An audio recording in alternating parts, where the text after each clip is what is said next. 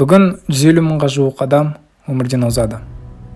Және туып өскен мекен адамның қанша жыл өмір сүретініне және қандай себептен бақилық болатынына тікелей әсер ете алады. Әлеуметтік ғылымдарда өмірдің жоғалған жылдары деп аталатын арнайы көрсеткіш бар. Мәселен, бір адамның күтілетін өмір ұзақтығы 86 жас болып, ол аяқ астынан 21 жасында көлік апатынан қайтыс болса, өмірдің жоғалған жылдары 65-ке тең. Бұл көрсеткіш ерте өлімнің себептерін айқындайтын әдіс. Әлемнің түкпір-түкпіріндегі ғалымдар осы көрсеткіш бойынша ақпаратты жинап, мына картаға түсірді. Мұнда әр ел үшін 2013 жылы болған ерте өлімнің ең басты себептері көрсетілген. Мысалы, Африкада ең басты себептерге өкпе қабынуы, безгек және іш өтіп жатады. Барлығы өзге елдерде оңай емделетін аурулар. Сонымен қатар бұл кедей елдердегі 10 өлімнің әрбір 4-еуі 15 жасқа толмағандарға тиесілі. Ал Сауд Арабиясында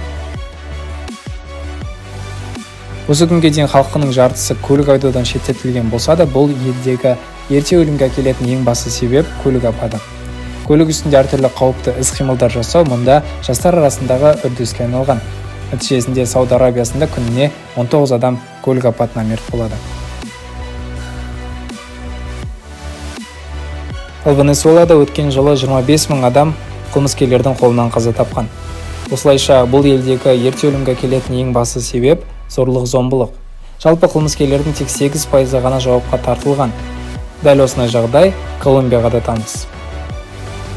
Ал бүгінде қанды қақтығыстардың мекеніне айналған Сирияда соғыс ерте өлімнің негізгі себебі болып табылады.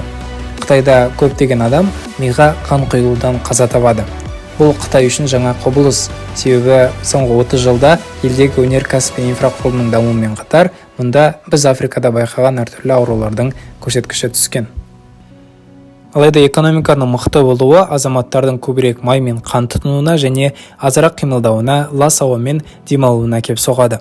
Осының әсерінен миға қан құйылу негізгі себептердің бірі. Келесі бай мемлекеттер. Бұнда адамдар көбінесе жүрек ауруларынан қаза табады, себебі өмір ұзақтығы жоғарырақ. Сонымен байқағанымызда, кедей елдердегі өлімге әкелетін негізгі себептер жас немесе орта жастағы адамдарға қауіпті болса, бай мемлекеттерде өлім егде жастарда орын алады.